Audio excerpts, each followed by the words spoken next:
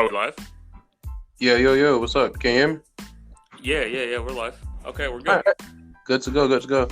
Welcome to the Diversity Podcast, where we shoot the shit. This is a blackjack episode. I'm Black, he's Jack. So thanks for tuning in. Go ahead, Jack. Totally. Well, I guess we'll start with the introduction, though. My name's Jack. He's Black. As you noticed, I'm white. We both do stand-up. I've been doing stand-up now for like 4 years, something like that. I started when I was 16, 17, as I was going up and down the East Coast playing soccer games or, what have you. And kind of just walked in the clubs and was like, dude, I have some stupid shit to say on stage. And before I turn it over to you, the name Diversity is absolutely perfect because this podcast is the way that it should be. Half white, half black. I'm not calling for genocide, but all I'm saying is that's the way it should be. Over to you, Dion. Yes. Even though I'm Black, my name isn't Black. My name's Dion. I do stand-up comedy. I've been doing that for about 2 years now. One day, I realized the lack of friends I had, and I was all like, hey, these people are listening to a Black guy talk about shit for a couple minutes, so, let's fucking do it. And they laughed, so I was like, hey, maybe I should make this a thing. So I did. And there we are. I feel like that was an introduction, but, moving on. Moving on. Moving on, yes. Stand-up is the weirdest thing. Like, it's such a weird... It's a weird world. Like, people you don't expect to be comics are comics. The people you expect to tell clean jokes are telling Hitler jokes and shit. And right. I don't know about you, but the perfect thing about it is you can say whatever the fuck you want. And you can get away with it. And that's my favorite part about it. How about you?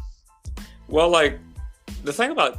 I agree with you. It's like you don't expect what you're going to hear people say because you'll be, talking with somebody at a comedy store or whatever, and you're like, oh, he's, a normal guy, goes to the golf course every weekend or whatever, and he's like, how about them niggers, right? Like, just says the most wild shit on stage, but... Right, but if he says that anywhere except for the stage, he's dead. Right. I always felt like, when I first started doing comedy, it was kind of like, I always grew up, no matter where I was like the only fucking white kid ever. And it was like a bad thing. And then I started stepping on stage, and I'd be like, man, fuck them white people, right? I would own the fact that I'm the only white guy, and it was like, I don't know, it felt a lot better. Yeah, it felt like acceptance. That's, I think, what I like the most about it. I also like the process of it. I like writing things and then,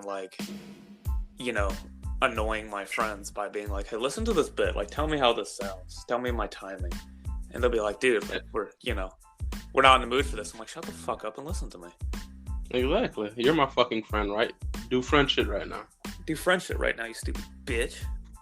Exactly where I'm coming from. Like, my whole thing about it is, I was living with my roommates at the time. Don't get me wrong, they're very cool people. Mm. Most of the time. But I don't think I've ever told you this story because I've been saving it for this episode. Oh, God. So, there are 4 of us in our apartment. It's a 3-bed, so my friend and his girlfriend shared one room. I had my room, and this other dude had the 3rd room, right? Mm-hmm. So, everybody in the house is in school except for me. Everybody's in college, and I'm just like, fuck education. So, I feel that. On spiritual levels, I feel that. Spiritually, yes. So, one day, this dude comes to the crib with him to watch this movie called Sweeney Todd or some bullshit. He doesn't leave for like 6 months. Yeah, so we had this homeless man sleeping on our couch. Well, we didn't have a couch at the time, so he was just sleeping on the floor. I think that's how immigration works, right? Something like that, but I'm pretty sure the fact that he was Black and talked whiter than I do is he's either from here or Europe. But that's how they get you. That's how they get you. It's neither here or there. But yeah, one time I got off work, went upstairs in my room, and I was so pissed off because this nigga was not. It's not the fact that he was in my room that pissed me off because whatever. I have a TV and the Xbox in my room. He has nothing but a nightlight down there. I understand you need to be entertained. Mm-hmm. But how he was in my room is what pissed me off. Like, he was sitting in the exact center of my bed, crisscross applesauce, watching a fucking Nicolas Cage movie. I'm all like, why are you sitting like this? Like, I fuck here. Don't sit like that on my bed. First of all, why are you watching a Nicolas Cage movie? Like, right, like, and it wasn't even one of the good ones. It wasn't even like National Treasure. Movies, you know? It wasn't even like National Treasure. This nigga was watching Face Off or some bullshit. Like, bro, that came out in the 80s. This is 2017. It's been out for 30 years and you haven't seen it yet? I'd rather you be watching porn. Well, no. Let me take that back. Like, Nicolas Cage, he looks like Marilyn Manson. Like, Marilyn Manson without makeup. Or, sorry, it's Nicolas Cage looks like Marilyn Manson with makeup on. Like, if I feel like if Bruce Willis fucked autism as a whole, you would get Nicolas Cage. Oh no. I don't know. But yeah, so I got frustrated. Whatever. I watched a movie with him, and he still sat in the very center of my bed. About 2 nights later, I'm coming downstairs to get something to drink or whatever. And on the stairs, I hear porn playing. And, like, I'm a heavy guy. And I understand we all need to get our nut in whatever fashion you choose to get it. Unless it's pedophilia. We do not support pedophilia on this podcast. We do not. Absolutely not. No Jeffrey Epsteins, no Jareds from Subways, no potentially Bill Clintons, none of that. Yes, anyway. I hear porn playing, so I slow down coming downstairs to give him time to get his shit together so he can put his dick away so I don't have to see his dick. Like, I'm trying to give him benefit of the doubt and shit. Right. I come downstairs, like, he keeps going. Like, he makes eye contact with me, and I'm pouring my Kool-Aid, and he's just looking, he's like, what's up, bro? I'm all like, bro, you're still beating off. Why are you talking to me? Pour that Kool-Aid harder. Oh. But yeah, so after that, I was just all like, I tried to get my roommate, who unofficially moved him in, to kick him out. He wasn't trying to hear my shit because he's a good person, quote unquote. It's like, it's the winter. I don't give a fuck. I saw his penis. Well, I didn't. Right. But I knew he was masturbating and it made me uncomfortable. So that's how I started doing stand-up. Like, I was just venting about the fact that I saw a 40-year-old man masturbating on my couch. And that's kind of how it got started for me. Well, like, I remember when I first got started, I can't remember how old I must have been. I think I was either 16 or 17, but I'm pretty sure I was 17. And basically what happened was I was like with my friends. I think we were at a soccer game. I was playing that night, and we ended up playing the game. A couple hours go by, and then we're sitting in the hotel. We're leaving the next morning, or we're playing a game the next morning or something. And we were in, I think we were in Orlando, if I'm not mistaken. But anyways, they were like, hey, we're going to this comedy store or this Laugh Factory, whichever one it was. They're like, do you want to come with me? And I'm like, oh, yeah, sure, dude. I'll come. This will be fun. So we go there, and the whole time they're telling me, like, dude, you can get on stage. Like, anybody can get on stage here. Get on stage. Go sign up. And I was like, well, I have a history of drug abuse and family problems. Hell yeah. Like, this will be great. Like, I'll fit right into this crowd. Perfect stuff. I got on stage, and it was my first experience ever doing comedy, and I had nothing written down. I didn't practice anything. And I got on stage, and I looked at the crowd, and I opened with the same thing I usually open with, which is this is a really diverse crowd, if you know what I mean. It was all black people. I mean, there was almost no white people. And that went over well. And then the rest of the show just kind of fell apart from there. And then I sat there like, dude, I am not funny. Like, are my friends stupid, or am I lying to myself that they're actually laughing? Like, can I not tell a fake laugh from a real laugh, or are all my friends that fucking dumb? Because I am not funny. I probably still aren't. But I did it. It didn't go well. Group shit passes for humor these days. So as long as you're a terrible person, you don't need to be funny because... Right. I mean, you really just blur an image of something and then put "he fast," and it's gonna, like, I have a little fucking Caesar's box sitting on my table, and I'll just like take a picture of it, blur it so it looks like it's moving fast, and just go "he fast," and that's it. Million views. easy peasy. But I remember like being on stage, and it was a lot of fun, you know. And then I was like, you know what, I'm gonna do that again the next time I'm somewhere that there's a comedy store, but this time I'm actually gonna come prepared. And you know, progressively they went better and better, and I kind of did them here and there. And yeah, I mean, I just did like, I think the last show I did was, it was like 20 minutes long, something like that, and it was a long fucking time to be on stage. And terribly. Yeah, it's you know, it wasn't fucking amazing. You know that. No, I'm saying terribly long. Oh, terribly long. I thought you said it went terribly. I was like, you weren't even there, asshat. Yeah, you don't know that. You know, I think a lot of the things that I did before kind of led into comedy. It was like, you know, I grew up hunting a lot, and we went on hunting trips and everything like that. And it was like I was used to killing things that didn't want to die. Like conventional hunting, or just like 60s segregation hunting, just like water hoses and German shepherds on black people. That sounds way more fun, but at the time, like, it's harder to hide that stuff. But that's way better. No, we didn't even have a tree stand. We just kind of walked in the woods. It's like, let's go blow Bambi's face off, you know. But you know, savage. We were killing things that didn't want to die. But that's kind of bled over into comedy because I'm telling people jokes that they don't want to hear. You know, like. Oh, okay. So you have a habit of shit. Exactly. It's just. Have you ever bombed? Or I'm on stage and I'm like, who wants to hear my jokes? And the whole crowd's like, fucking nobody. Nobody wants to hear you. Get off stage. We can tell that you're not funny. But too bad. I'm here for 10 minutes. Yeah. Have you ever bombed? Have I ever bombed? Yes. The first time I ever did comedy, I bombed. And then oh God, I think it was like the third time. The second show boosted up my confidence, and I was like, oh, you know, this is going well. Like, first one was bad, but I write things down. I'm doing really good. It's only my second show, you know, all that shit. And then I do my third show, and that was the most embarrassing time of my whole life.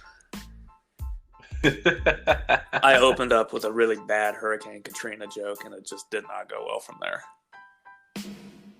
Yeah, because once you get the people butt hurt, they don't want to hear shit you have to say. Well, I'm going to use that as like an excuse, like, oh, the opening was bad, but the truth is the entire show was bad. Like, I don't think the opening really affected it. Okay, so I didn't bomb my first show, but I bombed my second show, right? My first show, I just went in and I just talked about this homeless nigga living on my couch, and everybody was laughing. Right. So about 2 weeks later, I go to do it again, and I figure, hey, I didn't have shit written down last time, so I'm not going to write shit down this time. It'll be fine. It wasn't fine. But I get on stage, and the first time I did, it's probably about 10, 15 people there, so I wasn't really nervous at all. Right. Plus, I was high as shit, so, you know, fuck it. Right. I'm considerably more funny high, and my timing's a lot better than I am. Like, I don't think I've ever done a show, like, sober. And I feel like I kind of get, not stage fright, but I almost forget. Like, I forget what I'm doing, you know, like there's mom's spaghetti and everything.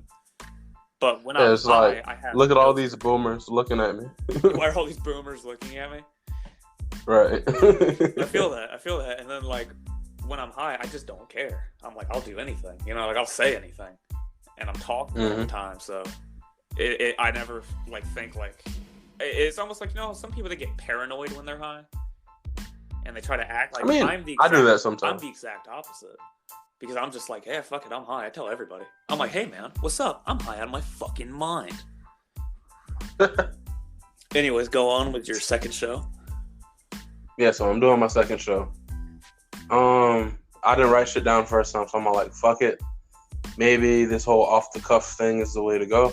Granted, that is kind of my key, just because I feel like once you put it on paper, you're trying to remember the joke instead of conveying the emotion of the joke. So right. But whatever.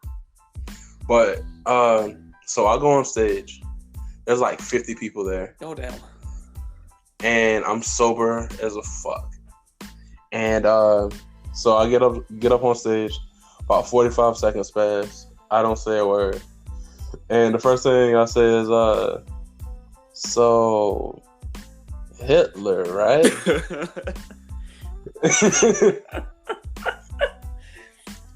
And then there was this lady. She was like in her 50s.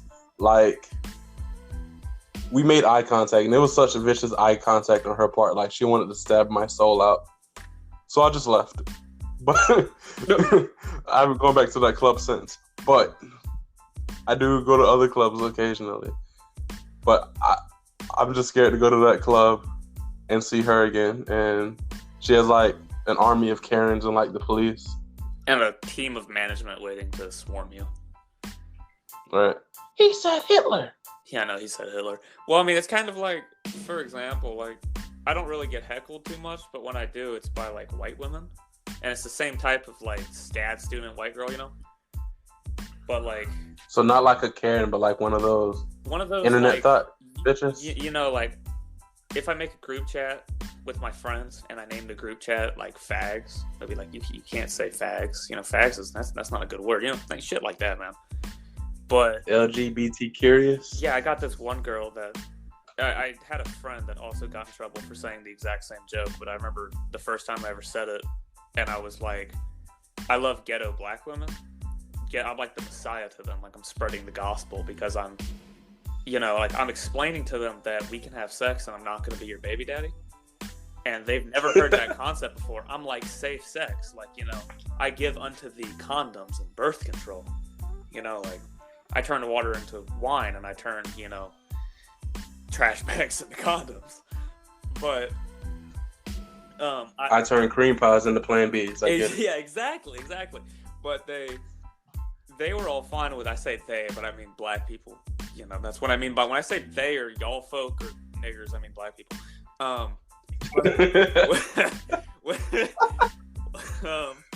Anyways. So I tell the joke and it goes on for a little bit and the crowd laughs. It's like, okay, that's good.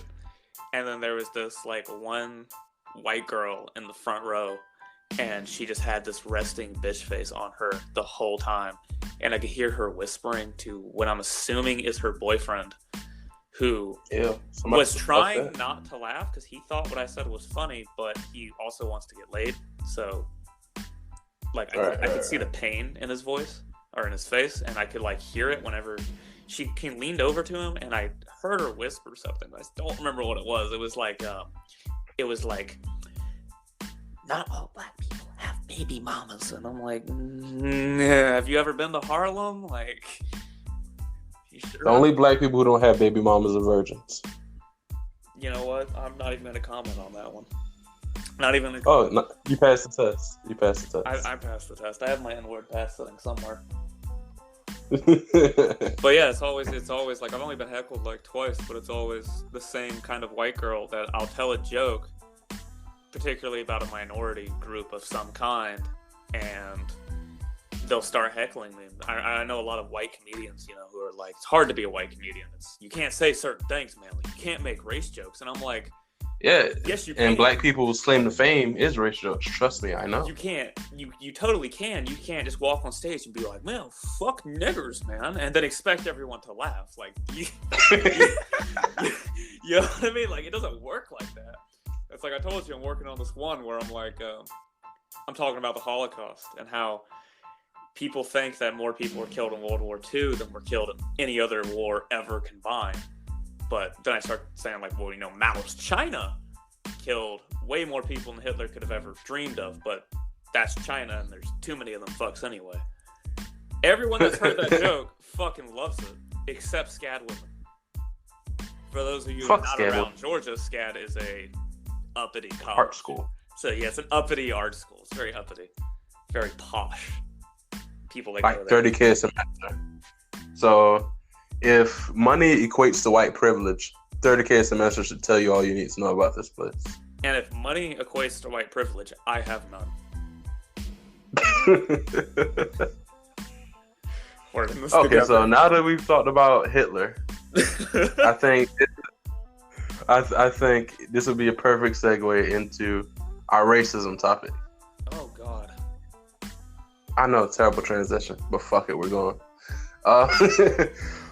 So yesterday, like I was telling you, like I'm a huge fan of racism. I just don't like the institutionalized kind. But see, you know what I mean? That's where me and you are different because that is my favorite kind. personally. See? Diversity. Diversity. Diversity, everyone. See? He does not like something, and that's something I like. Much like you like selling crack, and I like upholding the law and paying my taxes. It's diversity. Yes. I only see my kids when it's sex time. Diversity. Diversity. Yeah, but anyway, like, it's so funny that people get funny to me at least. And I have a fucked up sense of humor, but it's funny to me how people get all butthurt over racism. When if you just, it's the funniest shit ever, bro. Because it's so ridiculous. It's so stupid. It's hilarious. Very, very few people are like legitimately racist. You know, like for me anyway. It's like if you can tell the difference between two people that are the same race, then you're not a racist. But I mean by that, like, okay, there's white trash that sits in a trailer, smokes meth, and fucks their sister, and then there's just the white guy Dave down the street that works and pays his taxes, right? And the trailer trash, they don't like black people, but Dave, he's just scared of black people. Yeah. Like it's exactly. It's like there's Tyrone that sells crack and doesn't see his kids ever, and then there's Tyrone that sees his kids and doesn't sell crack, and it's like if you can tell the difference between those two people, no matter what you say, it's like you're not racist then. But racism is so funny because like you think that like it's all visual, you know, like that's how like shallow I guess your thinking is. So you're like, I see a black person, a white person, Asian, whatever, and they're all the same. They're all some niggers, honkies, spicks, chinks, whatever, you know. Mm-hmm. And it's so fucking ridiculous and it's so stupid that it is just, it's comedic gold because it does actually exist. And that's right. So like the thing is like it bro, like I've told you that I waited tables for a lot of years. Like, well, not a lot, like 4 years. Not a long time by a long stretch, but I'm young, so that's like 18% of my life. So exactly. Yeah. It's a long time to me. But man, it's so funny when you have those racist people who come in, because waiting tables, I understand everybody hears horror stories, and don't get me wrong, it is hell. You have to be a masochist or just don't feel like paying, like don't feel like sucking dick for rent money this month. Right. To wait tables. But like, I've had people who've been so mad. And you know me, I'm nonchalant as fuck. Like, I don't give a fuck about anything. Right. I would dip my dick in your sweet tea and watch you drink it. Like, that's the kind of guy I am. But people get so mad and they think they rack their brains on the worst thing they could call you to piss you off. And the best thing they come up with is nigger. Right, right. You fucking nigger. That's all you got, Jim? Yeah, exactly. And like, what's a shame is that it works more often than not. But I like seeing their face when it doesn't work. Like, it doesn't piss anybody off. It's like, okay, that's my entire experience. Because people will be like, especially black people, when I piss them off in some way or another, and they'll be like, "Fucking honky," and I'm like, okay. Doesn't mean anything to me. It's like, yeah, go ahead. I'll throw you a couple more. Swamp rabbit. Fucking. Let me guess. I smell like dog too, huh? Swamp rabbit. I've never heard swamp rabbit. Oh man, you need to go to Florida then. Oh god, nah. But I don't know. Racism to me was always like it was always crazy. Like I remember I told this. It was on my first stand-up show. I told my first day in a Georgia high school, like my first day of high school. And we went to biology class first, and I think we went to literature second. And we had a substitute teacher from Chicago, and his name was Mr. G. And he was a older-ish black guy. He was like between his late 40s, early 50s, you know, older-ish. And it's like, I just remember being in class, and one student is telling another student about how to say something in Spanish, I believe, is what he's talking. He's like, oh, this means this in Spanish, and they're, you know, going back and forth. And he's like, how many times I gotta tell you, no, that's spick shit in class. First thing that he says. When I tell that story, people are like, the ignorance in the Southeast is ridiculous. I said he's black and from the Midwest. Like, stupid bitch. I was like, he's not even from here. He's just like doesn't like Spanish people apparently. Racism. Like I tell you, that's all big parts shit of the in U.S. class. Everyone. Racism goes across the board. Oh, it's everywhere. I mean, it's everywhere, but in different it's different in different places. Like There's different types of racism. Racism is a lot like coffee. yeah, totally. It's essentially the same thing, but you sprinkle in a little bit of this, take out a little bit of that, So, racism, and you get your own flavor of racism. but no, that is absolutely perfect. So like your standard racism is black, like your standard black racism, and then you can add some to it, and it becomes like white or mulatto, or you know what I mean? Like you add some sugar to it. You can have a frappuccino, a latte, a faggoccino. It really does. It's exactly like coffee, and that's the thing. It's like depending on where you go. Like for example, like when I was in Harlem, holy shit, they didn't like me, like at all. They hated me.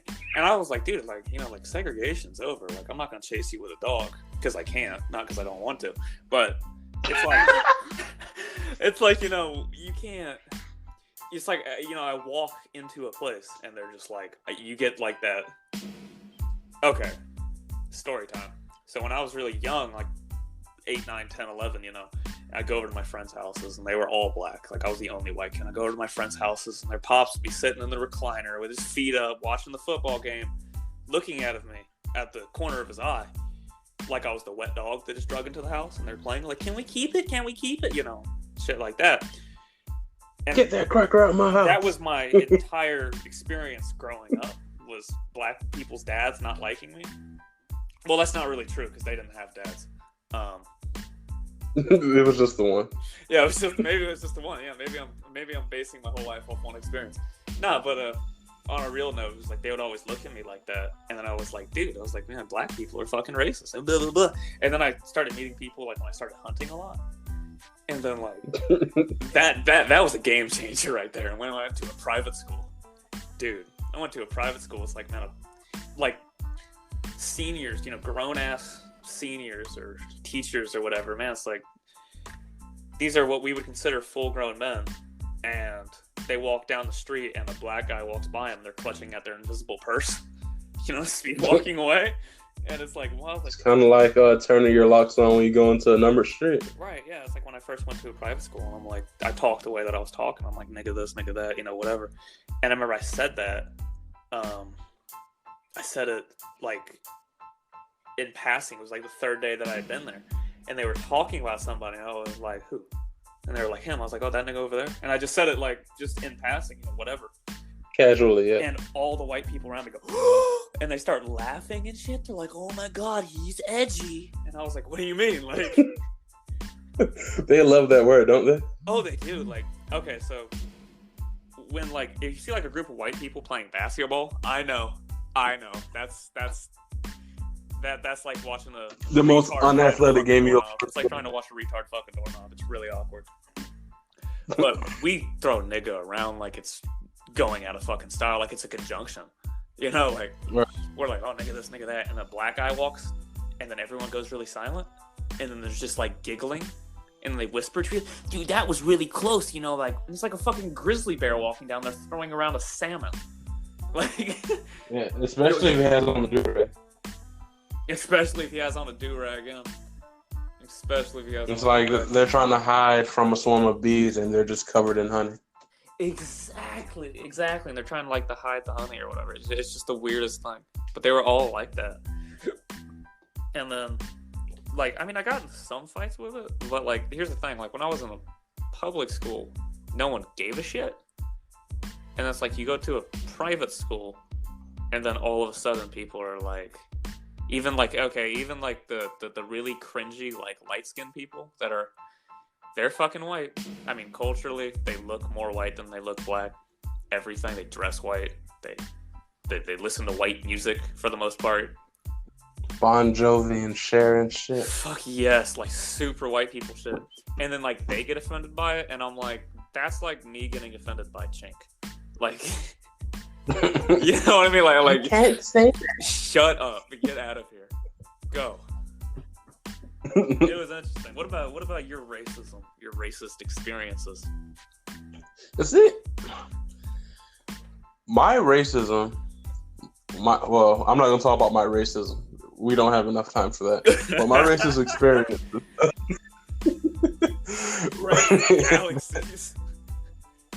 Oh, you don't understand. You'd have to write. My racism. You'd have to write. Travels more time than this universe has to offer. Like, my racism started before the Big Bang. And let's go back to the beginning. When the Earth was before just the beginning, molten rock with no atmosphere and no water. Like, if you believe in God, my racism brought God into this earth. Please don't report us for that. But Dave, we've already had a white guy say the word nigger like 7 times. So, well, that was 8. So I promise this will not be every single podcast, just like every other one. It might be everyone. Oh well. No, we'll start talking about a rapper, and then like it might slip out once or twice. But if we're talking about rap, I already know what to expect coming from you, so it's fine. 6ix9ine's butthole. 5 flip phones. 6ix9ine's butthole looks like an Iranian oil well. Like, that man sits down, and it's like a fucking umbrella opening up. Get some solid wind resistance on the way down. Like, Jesus Christ. He sits down, he swallows the chair, and not with his mouth. Okay. We got off topic. Yeah, no, we were too busy talking about a Cuban's asshole. That's hot. I was actually just watching some porn. Never mind. No. Let's not get more off topic. Have you seen, actually, we're going to get really off topic here. Have you seen 6ix9ine's girlfriend? He has a girlfriend? Dude. Okay, so she's like a really fine, like, light-skinned black chick, I guess. Oh, you're talking about Chief Keef, right? Huh? Yeah, I think you know who you're talking about. Even though she's only kind of with him to get back at Chief Keef. Yeah, well, that's the thing. But here's the other thing. So she has on one side of her, like, collarbone, she has 6ix9ine in just all black. Mm-hmm. And then on the other side, she has a tattoo of his face. What the fuck? You haven't seen this. And he's making, like, ugly face, too. It's not just like, hey, look, this is him, and, like, a smiling photo or whatever. He's making, like, he's showing his grill. From all, rappers don't take smiling photos. Black people don't take smiling photos. I understand he's not black, but since he's a rapper. He's, okay, he's from, is he from Brooklyn? I don't know where he's from. He's from somewhere in New York. So he's as black as they come. He's, you know, he gets his card. Yeah. But yeah, so my racist experiences haven't been that bad. Mainly because I grew up in majority white neighborhoods. Don't get me wrong, I've lived on number streets a couple times, but not really. But you know, just being called nigga and stuff. My last racial experience has happened earlier this year in 2019. Oh yes. I'm waiting tables at Cheddar's. It's a table of 4 people. They're on a double date, all ass couples. This guy orders broccoli and cheese casserole. When I bring the food out, it has broccoli and cheese casserole. He's all like, I ordered broccoli. Right. And I know he's lying because his wife is giving him that nigga, no you didn't look. Right. So I'm like, all right, sir. No problem. Give me literally 30 seconds and I'll be right back with that. So I started to turn around to go get this broccoli. It's like, you stupid fucking nigger. And I just started laughing.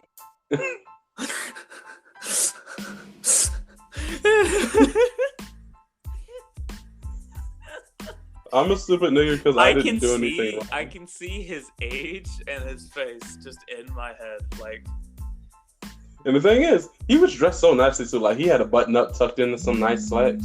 No, see, like, that's what I'm picturing. Like, trust me, I know exactly what I'm picturing here.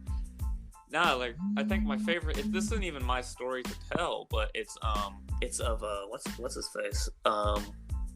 My friend's grandpa, Papa Herb, and he said the story is like they were at his house on St. Patrick's Day or just before. Like I think they were going out was the story. So they're at a Papa Herb's house, and they're all like eating around the table or some shit, and then in comes Papa Herb, and he's like, I wish these green niggers would stop playing the goddamn rap music. Like, What?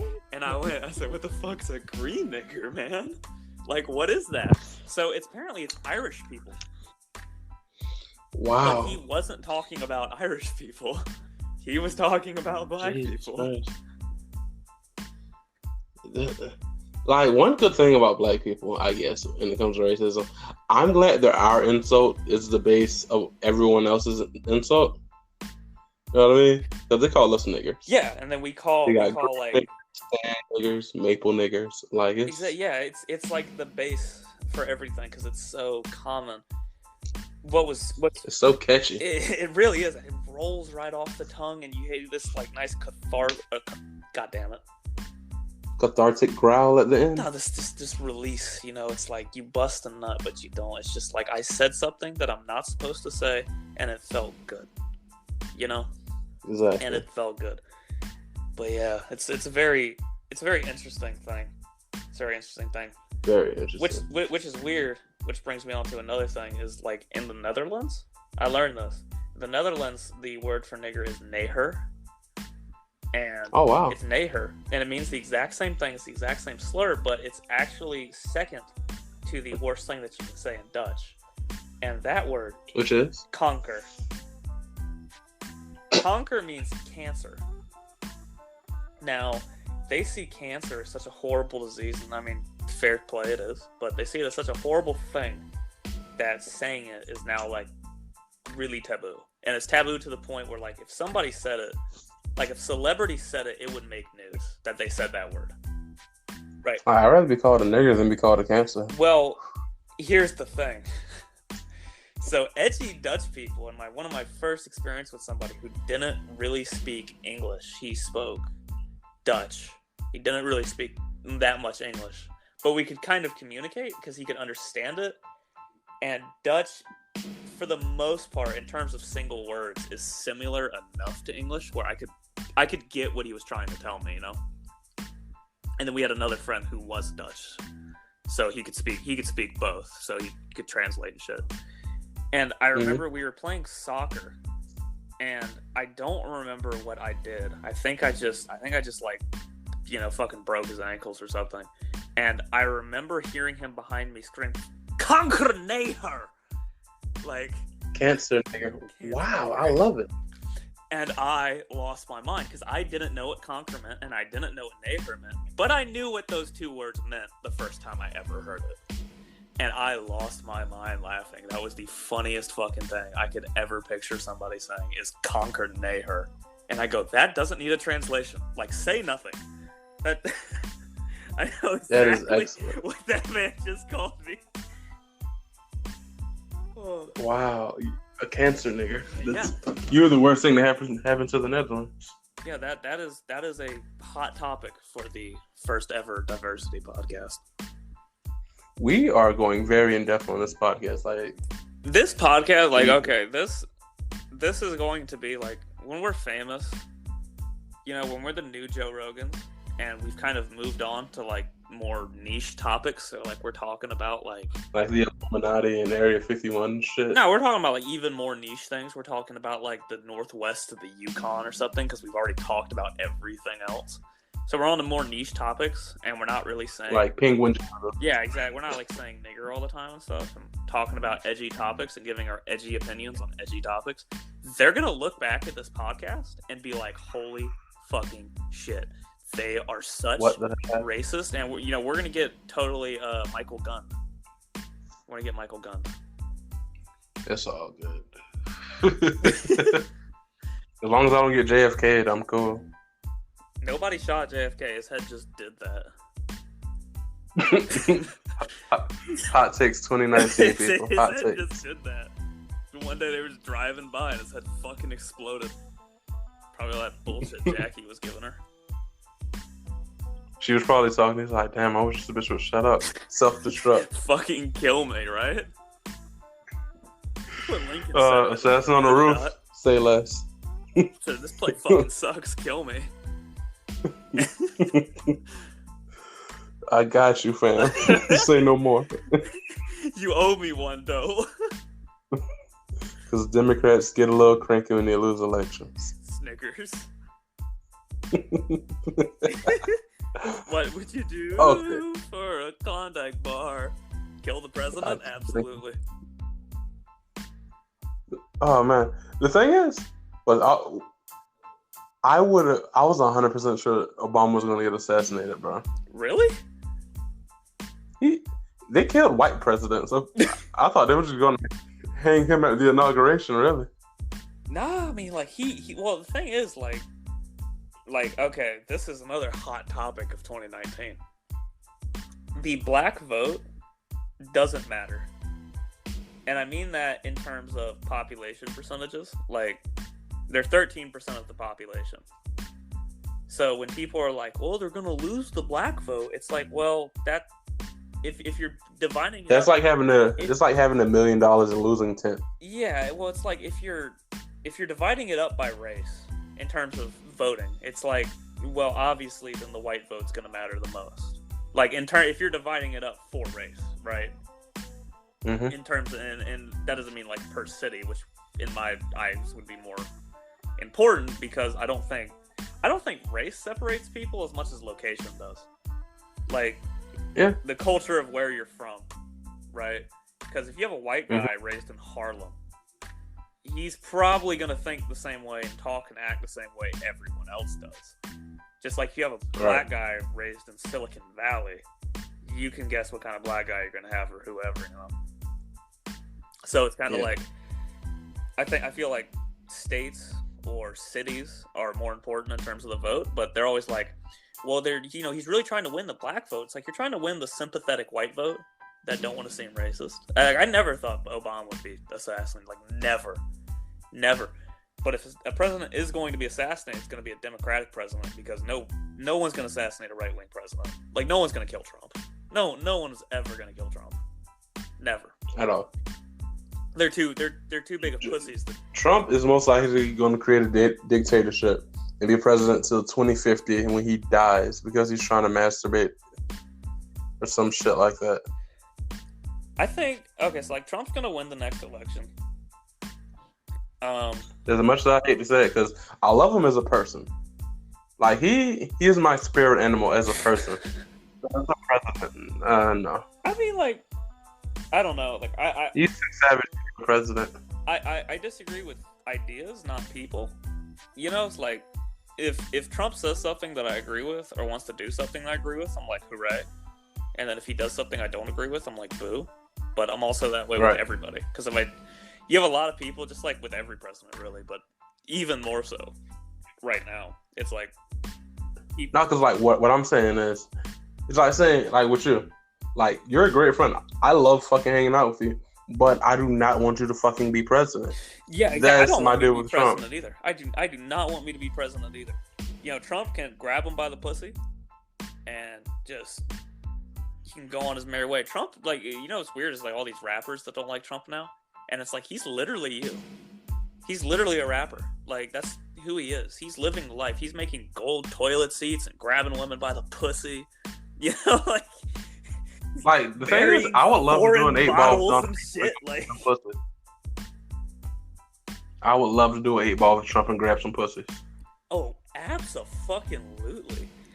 Absolutely. Because even if I get arrested, he's bonding me out. Exactly. Yeah. No. Buying me a fucking country. I will snort lines with Donald Trump, and we can talk about building the wall. And we can talk about. He will buy Haiti for me for my birthday. On a real, yeah. On a real, and like owning. Never mind. I'm not even gonna. You already know why I want to own Haiti, personally. Oh man. Okay. let's flip to moving on. Yes, let's flip to the last segment we have of this, and pretty much we're just gonna be swapping stories of dumb shit we did as kids. Should I start this one off, or you want to kick it off? You go. Wait, before we get to that, should we talk about the meth thing or no? You know what? Let's talk about the meth thing because we will not come back around to it. Okay, so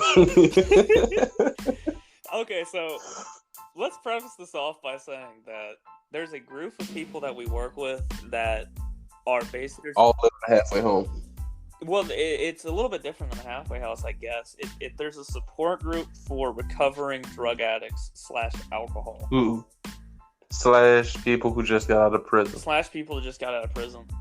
And like they're all those graphics mixed. It puts them up in a cheap apartment housing in Georgetown. And there's like 6 of them in a 2-bedroom apartment. And they can bus them to work and then back from work.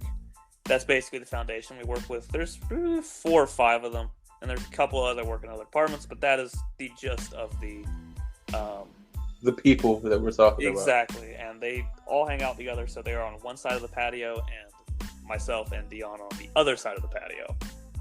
Mixed with the drug addicts who haven't been caught yet. Exactly. So we were talking. You talked about accidentally eating a crack rock. Should I preface that story real quick, just to give them a short version? Go ahead. Okay. Long story short, a few years ago, I was working at Texas Roadhouse, because fuck them. And the dishwasher was like, "Have you ever tried Molly?" I didn't have any friends at the time and didn't want them to think I was a bitch, so I said, "Yeah, I do it all the time." He gave me this giant rock. I ate it. 4 hours later, he told me it was crack. So I told Jay that's fucked up. Anywho, moving on. I was telling Jack this story, and then he told me this story. Go ahead, man.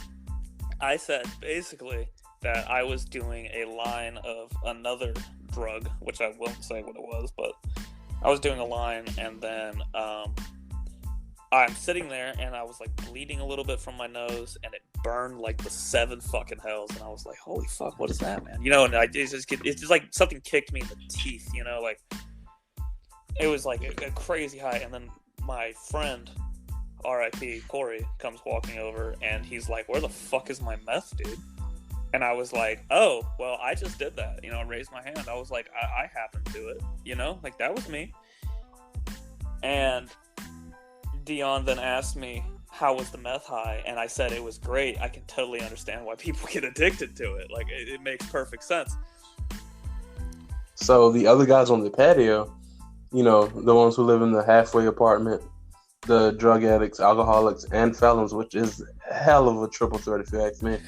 But it's a real trident right one there. Of them, Poseidon. That's the fucking Cerberus of floor decor. But yeah, so he's all like, one of the guys over there was all like, "You might not want to say that too loud. You're going to make some guys get excited over here." And then one of the guys over there, he just gets all butthurt into his feelings and shit. He's all like, "Why the fuck you got to put me out there like that, man?" He's all like, "I didn't say any name, but they know you talking about me." I'm all like, "Well, yeah, we're like, we had no idea he's talking about you." Nobody knew. And then he's yelling for like 3 to 5 minutes straight about, "Why would you tell them about my meth addiction when he's really just telling us about his meth addiction?" And we're over there just fucking losing it. Oh man, I've never been so happy to be at work in my life. Yeah, like working around drug addicts and people that have been in jail for a million years. It's like, that's great. Like, for example, one guy that we work with, won't say his name, but he was in for 24 years. And I thought that was the end of the sentence. No, that man had a life sentence. That man had a life. And then a life sentence plus 7 years. 7 years seems a little weird to me. 20 years. So at the time, life in the state of Georgia was 4 years, and then you get a chance of parole. And now I think it's 30, I believe. But anyways, he got life plus 20. So he was eligible for parole after 24 years. And I was like, holy fuck, what did you do again? Like, goddamn. But it's the best source of comedic content because, like, you never know, like, the stupid shit that somebody who's been locked away for a quarter of a century has to say to you. Not at all. And he texts like such an old man, and it's hilarious. He texts like one. He doesn't like. He's that guy that you think is 33, but he turns out he's 56. Right. But yeah, so we wanted to share that story with you guys. I'll kick off the dumb kid portion of this. We gotta hurry and get this over with because my mom is blowing up my phone and I'm just not answering right now. Like she's called me like 5 times in the last 20 minutes. You haven't called me that much. Sorry, we were talking about swallowing crack rocks. I'm just going to tell her I was asleep. But anyhow, don't lie to your parents, kids.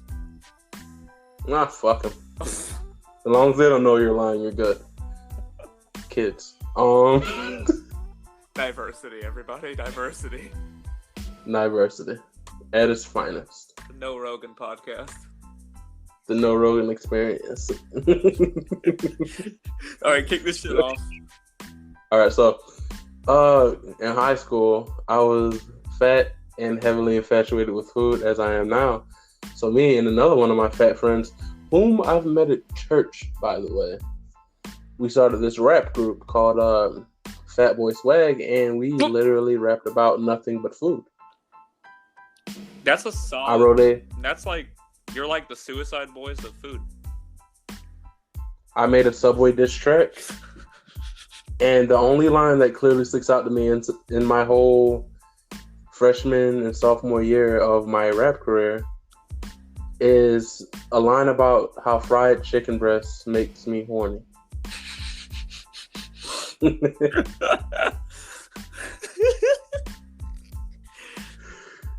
Yes. Oh, I can't. I just can't. Like, a Subway diss track. That's Logan Paul dissing Santa Claus. Like it's on that level. Oh man, it was great. But we actually made like a 6-song mixtape, and if I ever find it, I will leak it, and you guys make me viral, okay?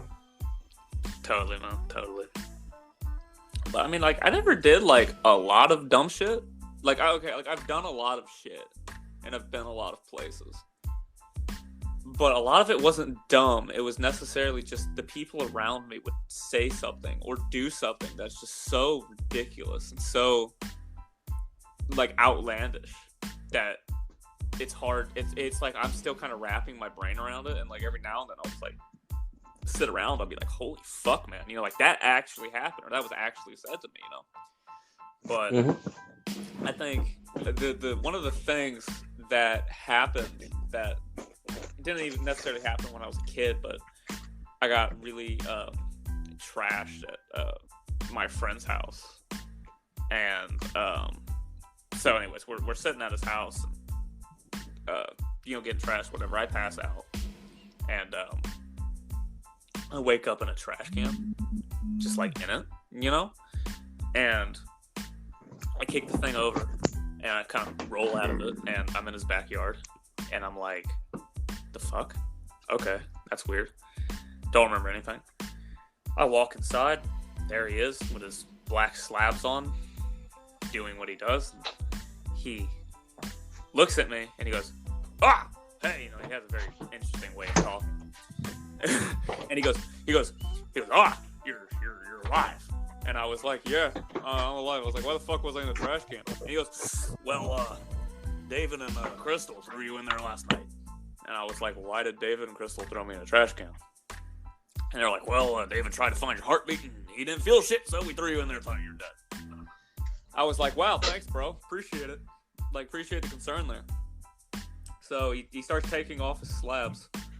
And he has these long scars that run just all the way down, like his left side. It was like on his trap all the way down to his hand. And his hand was fucked up, like, beyond repair. And I'm sitting there and I'm like, what happened to you? I was like, last time I saw you, you didn't have those. So what happened, man? And he goes, well, me and David got real fucked up one night, and we were playing tag with the lawnmower. And he was like, well, you see, he was catching up to me, so I just jumped into that motherfucker. And I have no idea if that's actually true. I have no idea. But that's what he told me. And I've seen the lawnmower that he was talking about. And somebody definitely got hit with that son of a bitch. Like, I don't know if it was him, but somebody went through that motherfucker. And they were holding it, like, blades up. If you can imagine, it was a little bit smaller. And I guess they had duct taped the handle just to keep it running. Mm-hmm. And then they were just holding the thing by its frame, like, blades up, chasing them.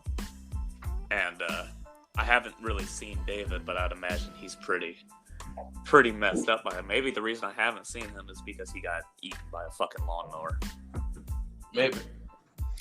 Well, bro, I gotta head out. We'll save some more stories for next time. Totally. But my mom is really still calling me. So she's calling me too. Okay, sorry. She's calling me too. She says, "Babe, where are you?" Sorry. So hold up. I gotta answer your mom's phone calls. So I'll holler at you later, man. Miss Cole is all right. See you guys next really time. Craving something.